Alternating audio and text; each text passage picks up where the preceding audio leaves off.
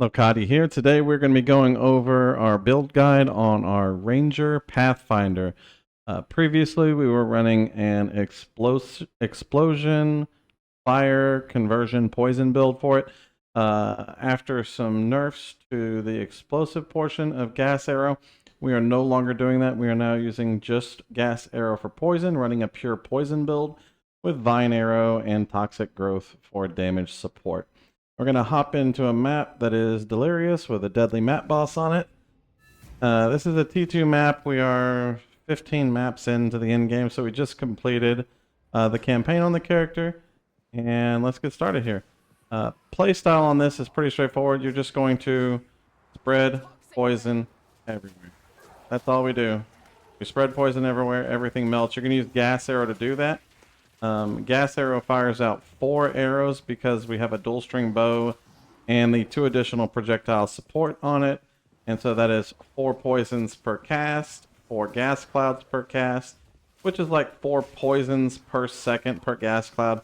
So we easily achieve poison cap very, very rapidly against all targets without having to spend a whole lot of time DPSing.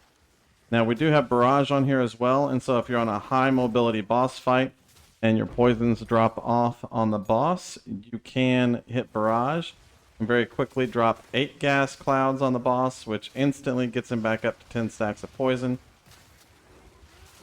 We have a lot of recovery based on killing targets, and we have our standard recovery, so our health recovery works fairly well.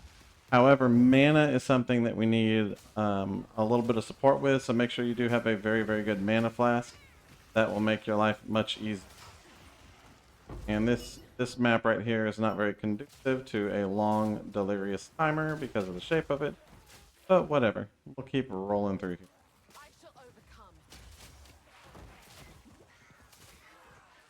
As you can see, everything just pretty much dies very quickly. We are a Fizz damage converted to poison chaos build, so most of your scaling is going to be through Fizz damage. However, since we are chaos damage primarily, you can ignore all of these energy shields that mobs have. That doesn't affect us, which is super nice because the energy shields are really sketchy. As y'all have seen, mobs in this are very, very tanky, beefy mobs, and so having a lot of damage really makes the process smooth. Now, movement speed is also very important to us because we are constantly moving around, so make sure that you do have good movement boots, and then on our passive tree we are taking some additional movement speed to help out with that. Now, if you've got a particularly tough target, you can throw a vine on top of him, and that increases the damage he takes from poison, does a little bit of damage itself, and slows him down to keep him under control. If he lives through the vine, then you can use toxic growth to throw spores on him that are explosive and do a nice chunk of burst damage. That is a very costly spell though, so make sure you have the mana available for it. Choking cloud.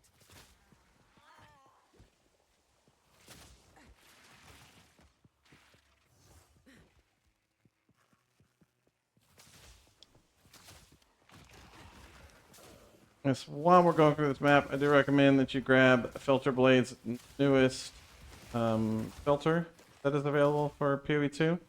You just Google it. It's very easy to find. Got a YouTube channel that's got all the information on it. It does make item drops much easier to see because we are killing stuff off screen frequently, so the additional sounds associated with the item drops come very, very handy.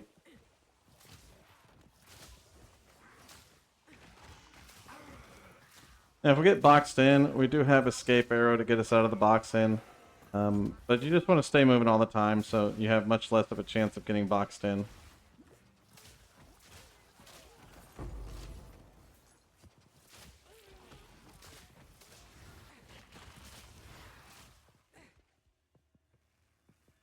Looks like our boss guy was down there, so let's go hunt him down while we still have our movements. 5 seconds left. Run faster. Seconds left. Oh, we're slow again. We do not have shock immunity. Careful the shocked ground. Shock is still nasty.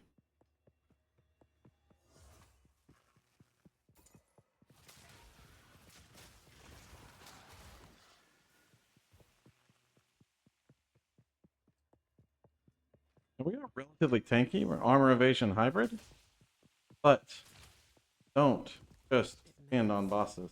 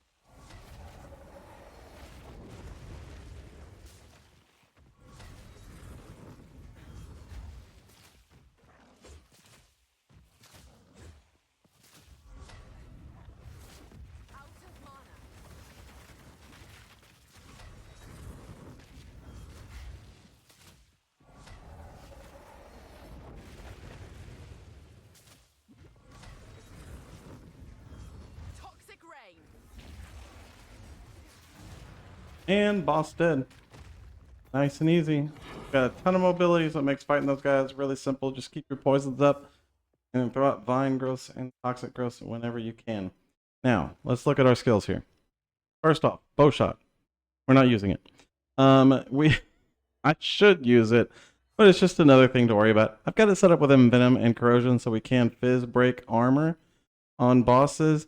It is something you should be using. I just forgot to. So, bow shot with envenom and corrosion allows you to trigger poison on the boss that's going to burn all of their armor. Next, gas arrow. This is our main skill. We are running scatter shot, comorbidity, and deadly poison. These are non-negotiables. These are what you should be using. Barrage, we are running premeditation and second wind.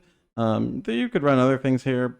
I'm not even sure if premeditation affects the poison damage from gas arrow. I don't believe it does, other than the poison damage from the hit. But the poison damage from the cloud is higher priority than the damage from the hit, because gas arrow has a multiplier of 250% on the arrow, but 343% on the cloud itself.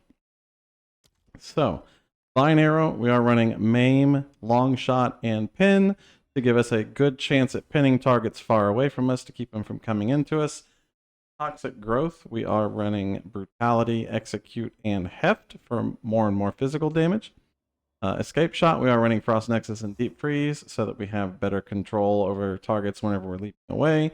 Time of need, we're running cannibalism and vitality for recovery. And wind dancer, we're running blind and magnified effect, so that whenever the gale force explodes, it blinds the target, knocks them back, and has a larger area of effect. Very, very simple setup. All right, now let's look at gearing. For our weapon, we are using a dual string bow. I really think that a dual string bow is a solid option, but it is not a requirement. It just allows you to stack your poison faster.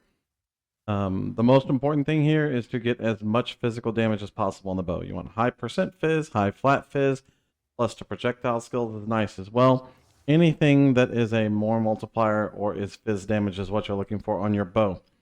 On our helmet, we're just looking for life, armor, evasion, and resistances. On our quiver here, we're looking for, again, projectile skills and damage with bow skills. Fizz damage would also be nice. Attack speed isn't really that beneficial for us because, again, we're just stacking poisons. So anything that is going to be a percentage or a more increase to total damage, chaos damage would be nice here, for example. On our amulet, life, stats, resistances. If you got chaos damage or something here, that would be good as well. Ring, again, chaos damage would be nice. Life, stats, resistances. Ring, life, stats, resistances. Snakebite gloves are really strong. There's no reason to use anything else. They solve your poison hit chance easily. They solve your additional poisons. They're good chaos res. They're evasion rating gloves.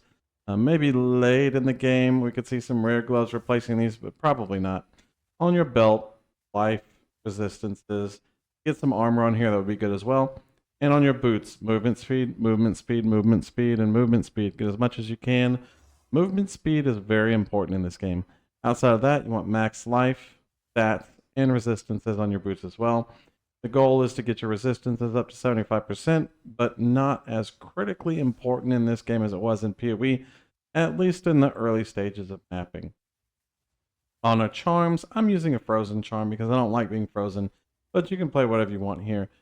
A life flask is nice to have. Getting one with gains charges per second is very, very nice. And then you really want a very good mana flask because we are chewing down mana. So one with some charges gained per second on the mana flask would be nice instead of charges gained. But just get the best mana flask that you can. And that'll sum up our gearing here. Simple setup. As far as our passive tree goes, on our ranger, we're going straight for contagious contamination for the poison spread and overwhelming toxicity for the double poisons. On our passive tree, we'll go down this in the order that you should go. Blur to Catlike agility, to Crippling Toxins, Stacking Toxins, and Lasting Toxins. Then up across over here to Escalating Toxins, Building Toxins. Once you get to that point in the game, you're probably around level 26, and that is a good time to start working on defenses. We're going to grab Proficiency to Enhanced Reflexes and Bestial Skin. Then we're going to come down here and grab Escape Velocity to Freedom of Movement. And then we're going to come up here and grab High Alert.